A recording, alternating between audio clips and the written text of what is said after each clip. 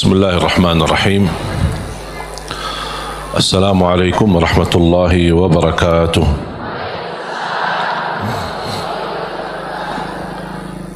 الحمد لله رب العالمين، وأشهد أن لا إله إلا الله وحده لا شريك له ولي الصالحين، وأشهد أن سيدنا ونبينا محمدا عبده ورسوله الصادق الأمين. اللهم صل وسلم وبارك على سيدنا محمد وعلى آله وصحبه ومن تبعهم بإحسان إلى يوم الدين. سبحانك لا علم لنا إلا ما علمتنا إنك أنت العليم الحكيم. الحمد لله وشكر الله.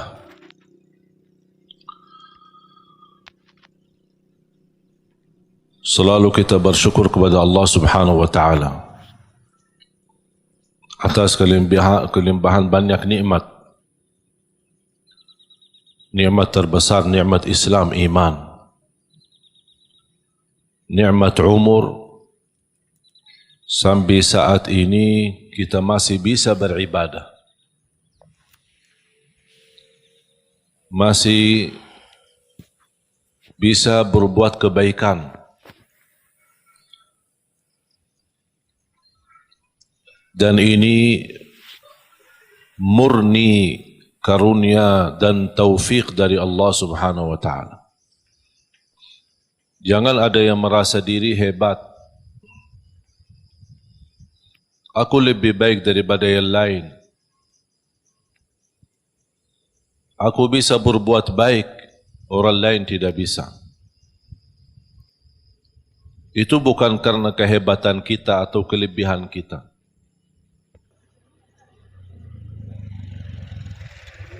Kalau kita merasa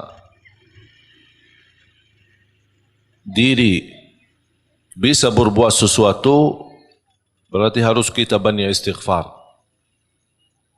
Dan kita kembalikan segala karunia, segala kemampuan, segala ibadah, dan kebaikan yang kita lakukan, kita ingat ini karunia dari Allah Subhanahu wa taala. Iyyaka na'budu wa iyyaka nasta'in. Hanya kepadamu ya Allah kami beribadah, dan hanya kepadamu ya Allah kami memohon pertolongan. Di antara permohonan dan meminta pertolongan Allah Subhanahu wa taala adalah hidayah. Ihdinas siratal mustaqim. Hidayah dalam segala hal. Karena hidayah ada dua macam.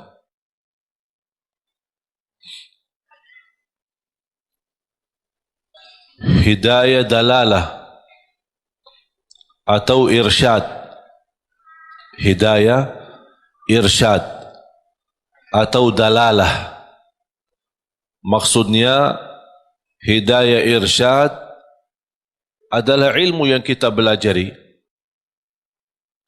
Kita hadir di majlis seperti ini ingin mendapatkan hidayah. Hidayah irsyad adalah hidayah petunjuk. Hidayah memberitahu, menambah ilmu. Karena tambah ilmu, kita tidak bisa mendapatkan hidayah dari Allah Subhanahu wa taala. Semakin kita mengenal Allah lewat hidayah irsyad, semakin bertambah cinta kita kepada Allah Subhanahu wa taala. Dan hidayah irsyad itu tugas para nabi. Dan sesudah para nabi dan rasul, tugas para ulama. Membagikan hidayah irsyad, menyampaikan, memberitahu mana yang baik buat umat, mana yang tidak baik. Itu hidayah pertama. Termasuk anda sekalian, Bapak Ibu, menghadiri majlis tempat belajar ilmu. Selepas majlis anda kembali, anda membawa hidayah irsyad. bisa Anda menyampaikan kepada keluarga yang tidak sempat hadir. Dan alhamdulillah, dengan teknologi sekarang kita bisa berdakwah. Tidak harus kita memiliki ilmu yang banyak untuk berdakwah. Satu kebaikan yang kita belajari, sampaikan kepada yang lain. Kalau kita belum sempurna mengamalkannya, barangkali yang kita sudah sampaikan, orang lain bisa mengamalkan lebih baik daripada diri kita, kita mendapatkan pahala yang sempurna. Oleh karena itu, buat apa kita berdakwah menyampaikan? Dan saya meyakinkan, ketika saya menyampaikan sesuatu, bukan karena saya lebih baik daripada Bapak Ibu. Tapi saya berharap dari Allah, ya Allah, apa yang saya sampaikan, barangkali ada di antara jamaah yang bisa mengambil dan menjadi lebih baik daripada saya. Itulah yang saya ingin mendapatkan pahalanya. Oleh karena itu, ketika kita menyampaikan, jangan ada yang merasa diri, kok aku belum ustaz, aku belum berilmu, aku belum fantas, masih banyak kekurangan, dosa saya masih banyak. Ya, semua kita berdosa. Siapa yang tidak berdosa? Coba sebutin manusia yang tidak berdosa. Hanya Nabi dan Rasul yang Allah selamatkan dan lindungi mereka. Selain itu, semuanya berdosa. Sahabat Rasulullah SAW pernah berdosa, dan semua ulama berdosa. Tidak ada yang maksum dan bersih dari dosa. Dosa besar, dosa kecil, tidak ada yang suci. Tapi karunia bagi ulama, aulia, salihin, ketika mereka berdosa, mereka sendiri tambah ditegur, tambah diingatkan, mereka sendiri sadar. Karena terisi hati mereka sifat malu sama Allah Subhanahu wa ta'ala. Terlanjur jatuh dalam dosa, mereka segera bertaubat dan memohon ampun kepada Allah Subhanahu wa ta'ala. Oleh karena itu, jangan kita melihat sifat kita yang menjadi hal menghalangi kita menyampaikan kebaikan. Kalau ada orang yang menolak kita, biarkan aja. Kita hanya sampaikan. Dan apa yang kita jalani lillahi ta'ala. Kalau memang lillahi ta'ala, jangan melihat nilai manusia. Ingat itu. Apapun yang Anda lakukan lillahi ta'ala, jangan melihat apa kata manusia. Tolong hafal itu. Apapun amalan, ibadah, tahajud, hadir majlis ilmu, silatul rahim, apapun amalan kebaikan, kalau betul-betul lillahi ta'ala, jangan melihat atau mencari atau menunggu apa kata manusia. Karena manusia tidak semua bisa sama. Ada yang mengucapkan baik, ada yang mengucapkan sombong itu. Dia merasa diri hebat. Macam-macam. Membuat tersinggung perasaan. Kemarin ada yang kirim Instagram, dia bertanya, kenapa saya setiap berbuat kebaikan dinilai sama orang lain buruk? Ini riya, ini apa? Saya bertanya, kamu kerjakan ini lillahi ta'ala bukan? Dia bilang, ya karena Allah. Ya udah, dah usah lihat apa kata manusia. Biarkan saja. Kalau Anda berduli apa kata manusia, berarti itu bukan lillahi ta'ala. Dan itu yang disebutkan kata ikhlas. Dan jangan harap manusia puas. Jangan harap manusia ridha. Kita berdakwah, tidak semua orang suka dengan dakwah kita. Ada yang suka, ada yang tidak suka. Apapun alasannya, biarpun tambah alasan, dalam hati tak suka. Masa saya mau maksa-maksa dia harus suka? Atau saya berdebat, kenapa kamu tidak suka dengan dakwah saya? Apapun alasannya, terserah. Itu pilihan dia. Kenapa aku yang pusing? Kalau dia milih suka atau tidak suka. Makanya yang kita harus menjadi target buat kita adalah semata-mata apa yang kita kerjakan lillahi ta'ala. Sungguh kalau kita fokus seperti ini, insya-Allah tenang hati kita. Apa yang diucapkan oleh orang kita tidak berdulikan. Mau dia tetangga, mau dia sahabat, mau dia kerabat, tidak usah diberdulikan. Bahkan apa yang diucapkan oleh manusia, apalagi yang membuat perasaan kita tersinggung, jadikan teguran buat kita. Barangkali saya belum sempurna, barangkali saya belum baik, barangkali ada yang kurang. Udah menjadi pelajaran buat kita. Saya punya doa. Saya suka ketika mendengar berita ada orang koreksi saya atau menurani atau menyebutkan kata-kata yang kurang baik. Berhati-hatilah sama Syekh Ali Jabir atau apalah gitu. Begitu saya mendengar berita, saya suka mengucapkan satu doa. Ya Allah, kalau perkataan dia benar terhadap saya, ampunilah saya. Kalau perkataan dia tidak benar, ampunilah dia. Udah selesai. Karena orang yang mengucapkan sesuatu pasti salah satu, benar atau salah. Kalau ternyata yang dia ucapkan fitnah, hanya ingin menjatuhkan nama baik, hanya ingin merusak nama baik, hanya ingin membuat fitnah, berarti saya mohon Allah ampuni dia. Semoga dia diampuni Allah.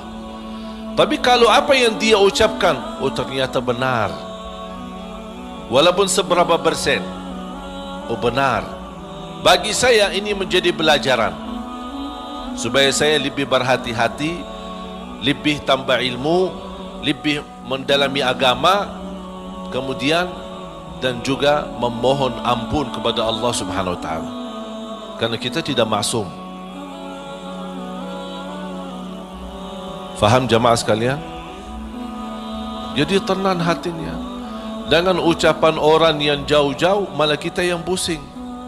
Yang jauh biarkan jauh. Dan kita harus mengetahui irda'un nasi ghayatul la tudrak. Mencari ridha manusia itu sesuatu yang susah didapatkan. Susah. Tapi kita hidup di tengah manusia, bersabarlah menghadapi segala urusan, menghadapi segala tantangan. Man ardallah bisakhatin nas, ardallah radiyallahu anhu wa arda anhu nas. Barang siapa yang mencari ridha Allah, walaupun manusia tidak suka, Allah akan ridha terhadapnya dan Allah jadikan manusia ridha. وَمَنْ أَرْضَ النَّاسِ بِسَخَطِ اللَّهِ سَخِطَ اللَّهُ عَنْهُ وَأَسْخَطَ عَنْهُ النَّاسِ أو أَسْخَطَ عَلَيْهِ النَّاسِ. Dan barang siapa yang mengharapkan ridha manusia dengan kemurkaan Allah, ada orang yang na'udzubillah dia lebih peduli manusia daripada Allah. Yang penting manusia suka, yang penting orangnya senang. Kalau Allah dia tidak peduli. Apa yang akan terjadi kata Rasulullah SAW? Akan Allah murka terhadap dia dan Allah akan jadikan manusia tidak akan ridha terhadapnya. Berarti kuncinya di siapa? Di tangan Allah. Kembali kepada Allah Subhanahu wa taala. Makanya jamaah sekalian, ada satu ibadah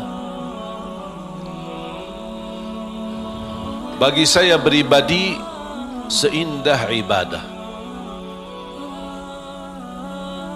Indah ibadah, nikmat. Bahkan Rasulullah SAW sebutkan senjata bagi orang mukmin ibadah tersebut. Senjata. doa. Seindah ibadah bagi saya adalah doa. Bahkan orang yang tidak selalu berkenan berdoa kepada Allah, orang itu sombong. Sebagaimana Allah sebutkan di dalam surat Ghafir, surah 40 ayat 60.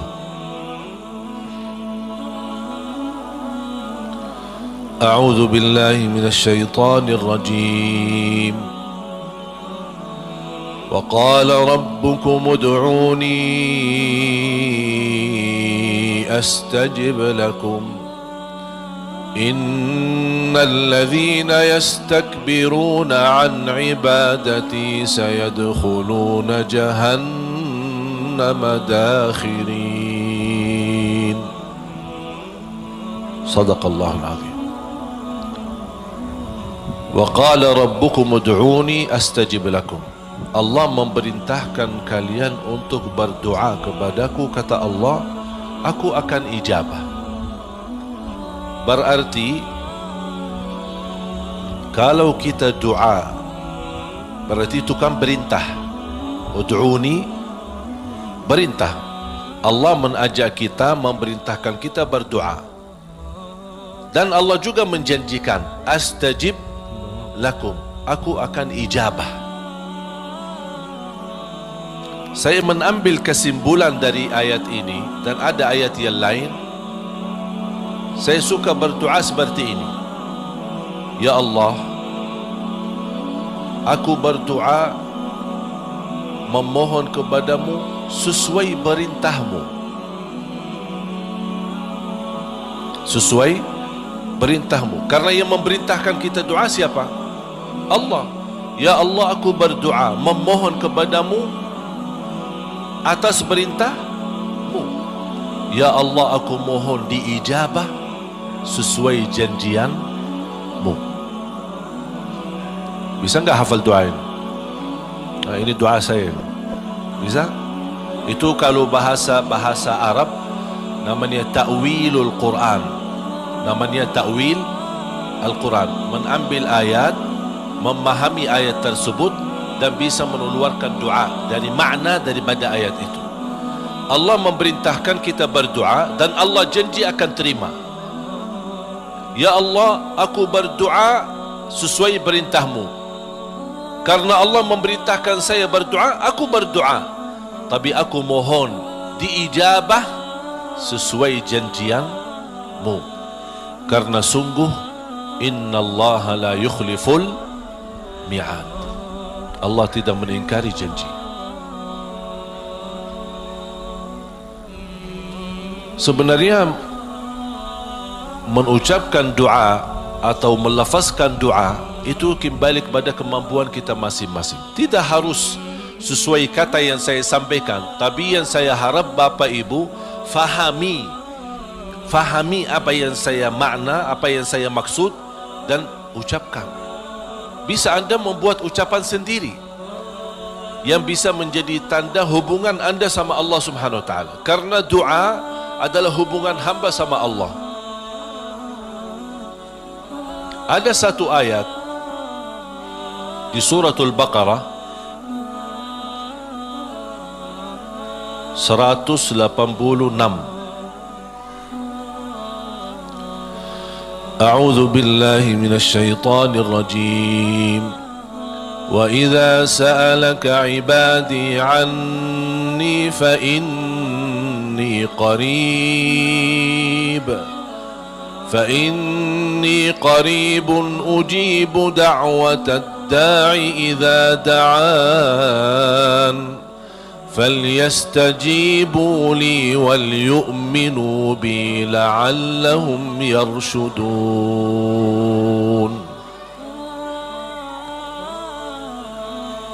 Ada sekelompok orang datang kepada Rasul.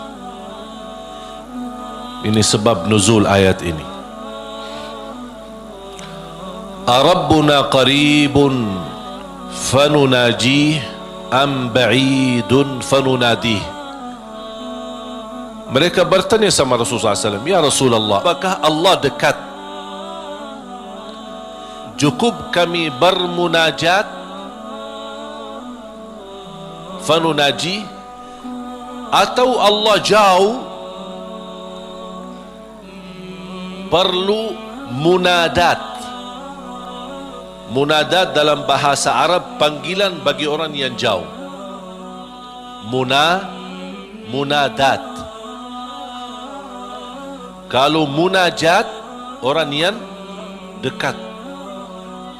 Makanya dalam bahasa Indonesia disebut apa? Kita bermunajat kepada Allah.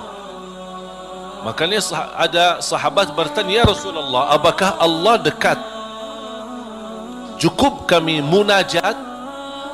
Artinya tidak perlu kerasin suara, tidak perlu teriak-teriak, karena Allah sudah dekat. Munajat namanya kalau bahasa Arab. Makanya ketika saya mendapatkan kata munajat dalam bahasa Indonesia, ini sebenarnya dari bahasa Arab. Munajat bahasa Indonesia sama munajat dalam bahasa Arab. Tapi punya makna. Kalau yang selama ini Bapak Ibu yang fahami barangkali daripada munajat, doa kan? Ada arti yang lain selain doa? Tapi kalau dalam bahasa Arab, munajat, doa kepada Allah yang sangat dekat. Itulah artinya. Munajat, berdoa kepada Allah yang sangat dekat. Makanya disebut kata munajat. Beda sama munadat. Terakhir T. Munadat. Munadat itu adalah panggilan bagi orang yang jauh. Misal kalau ada orang jauh, bilang apa? Fulan, saya di sini. Kan dia jauh, biar dia perhatikan kita. Itu kalau dalam bahasa Arab nada. Nada panggil orang yang jauh supaya dia bisa mendengar kita. Sahabat bertanya, Rasul, apakah Allah dekat? Cukup kami munajat atau Allah jauh perlu kami munadat? D dan terakhir T. Munadat. Rasulullah SAW diam, tidak menjawab. Turunnya wahyu membawakan ayat ini, Suratul Baqarah ayat 186.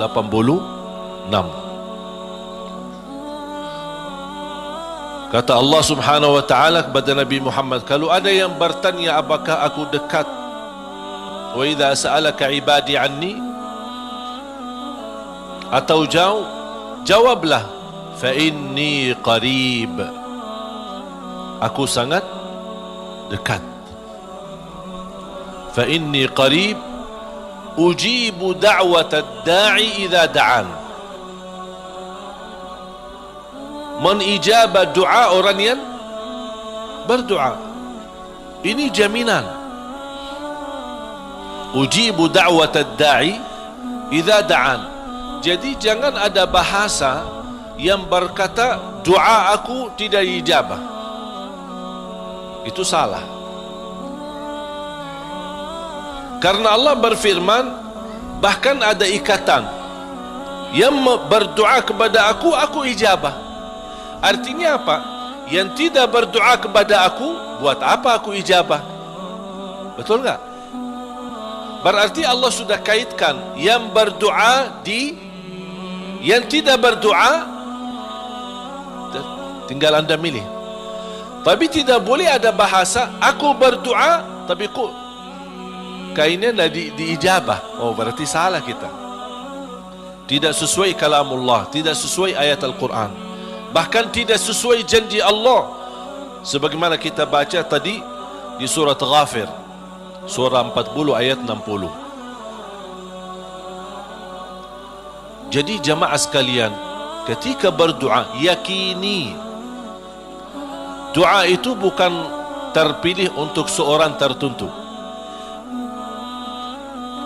Boleh minta doa sama orang salih, guru kita, ulama, kiai, habaib, boleh. Ketika kita berkesempatan jumpa mereka, tolong doain, semoga lancar, boleh. Tapi kalau dah ketemu, dah mau berdoa, mau enggak? Ya harus mau.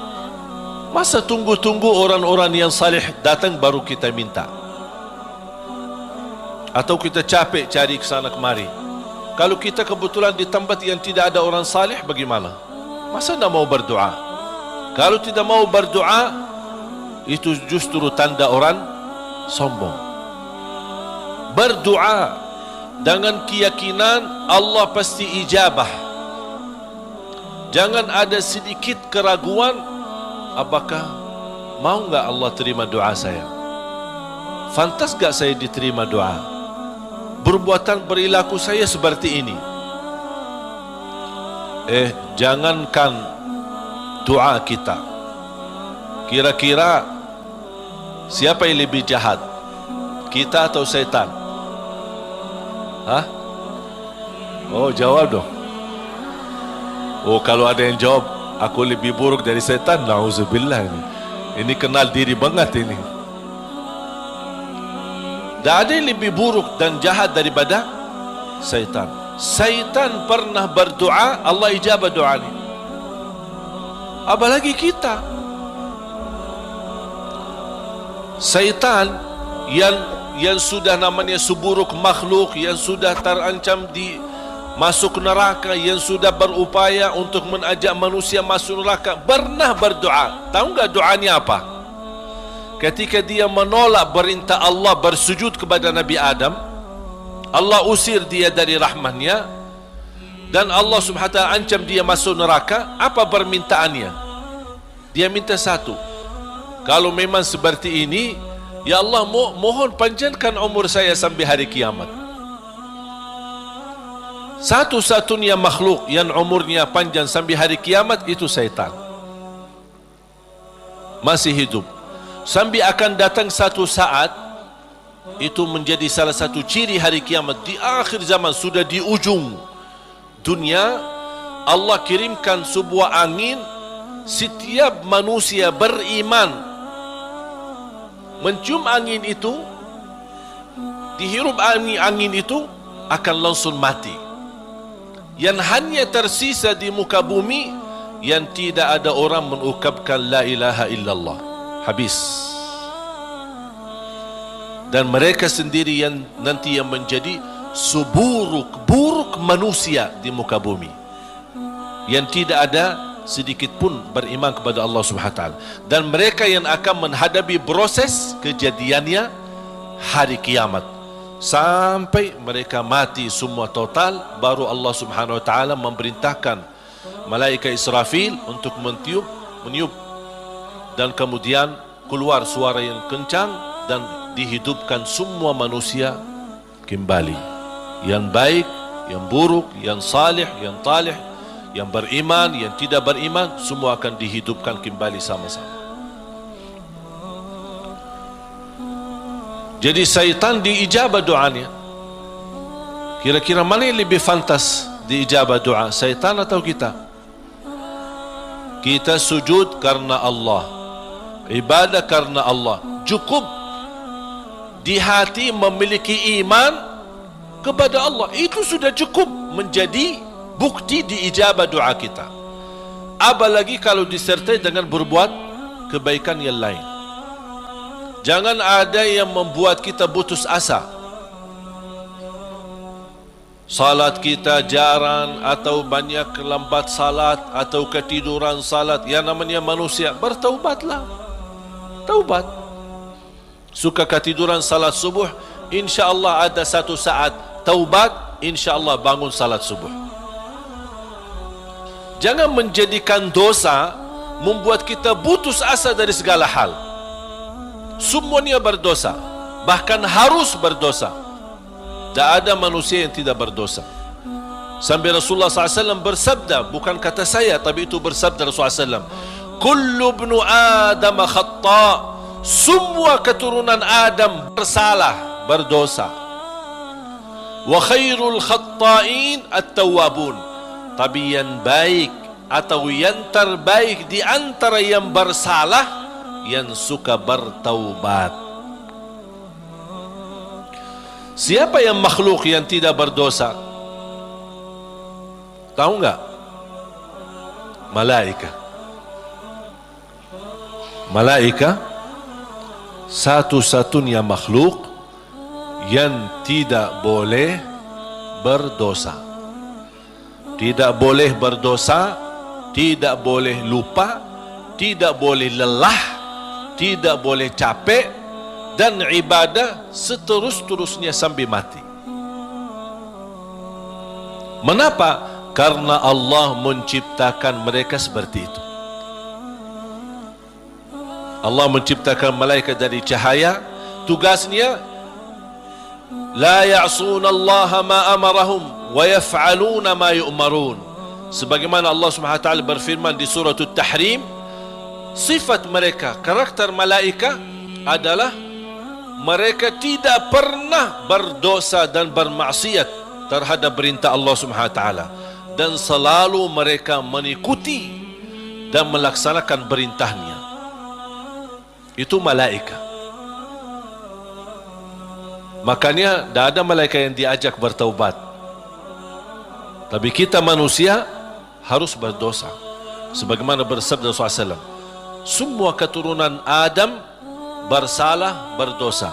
Yang terbaik di antara mereka adalah yang suka bertaubat. Dosa sengaja, dosa tidak sengaja, dosa kecil, dosa tidak kecil, dosa tulisan.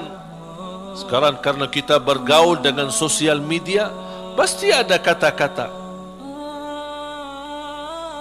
Ada dosa yang membawa perasaan, mengikuti perasaan, cinta, ucapkan kata-kata melalui WhatsApp atau bersama teman, melembar kata barangkali awalnya tidak sengaja membuat dia jatuh cinta, besok lama-kelamaan menjadi pacaran. Ini kan awalnya dari dosa ucapan.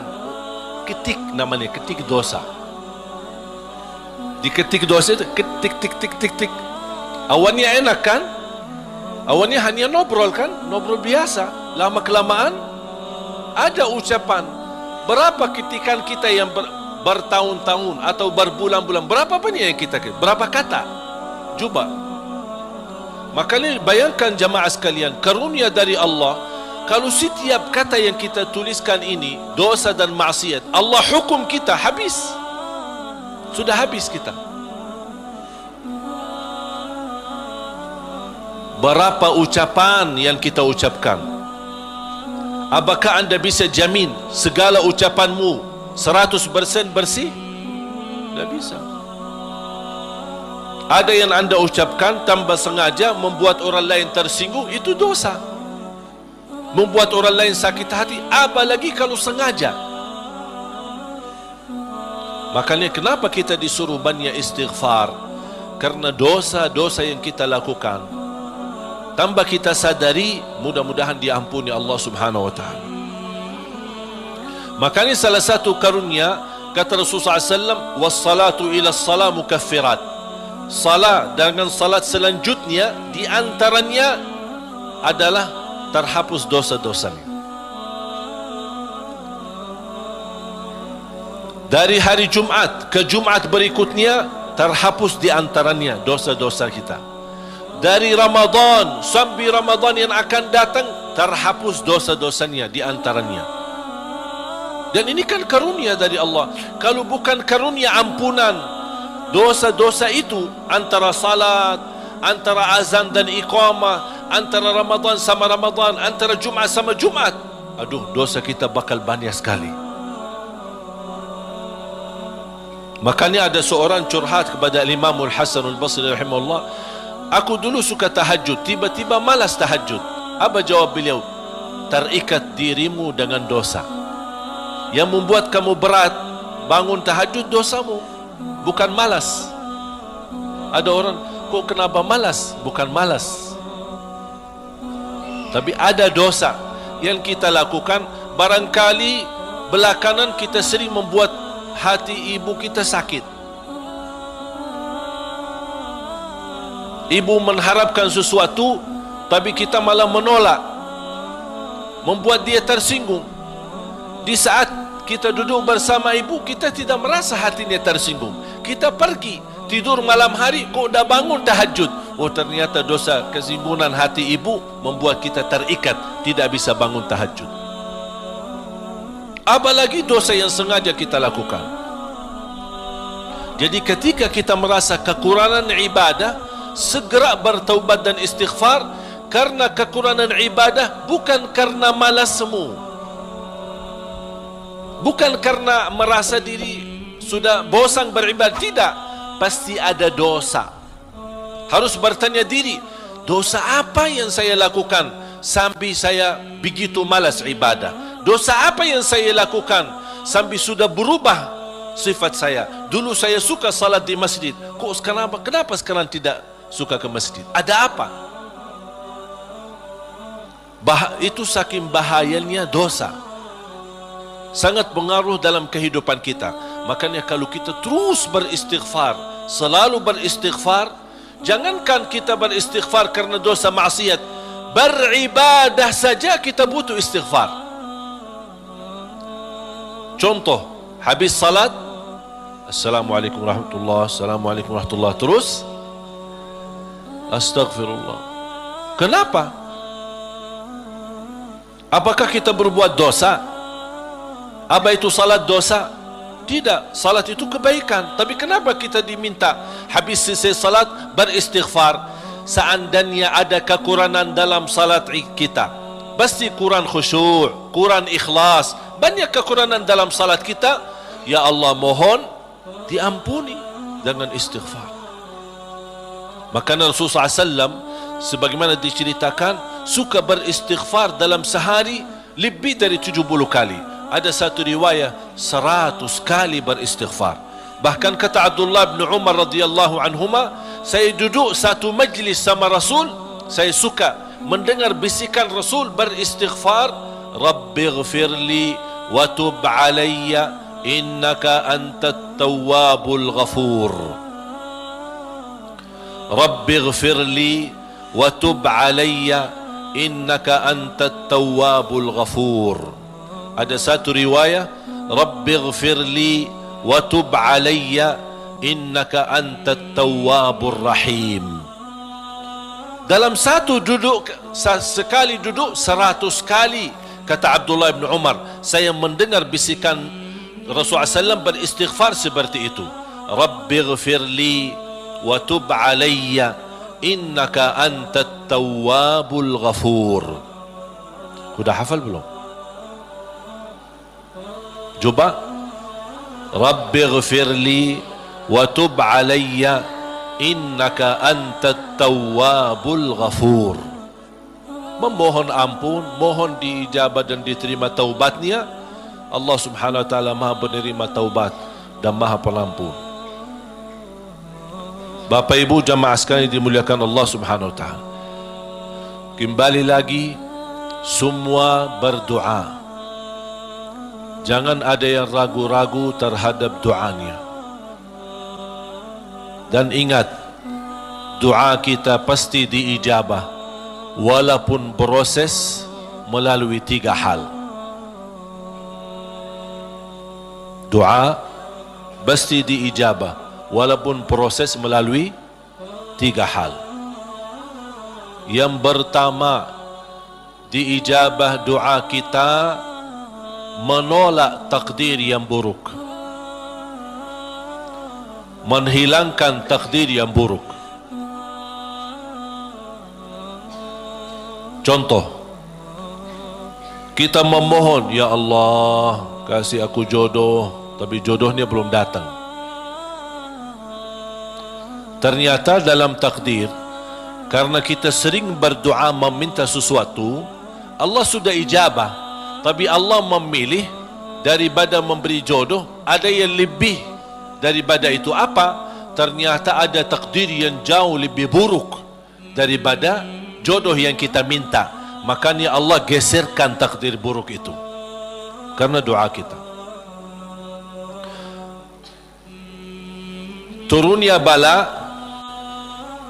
Turun bala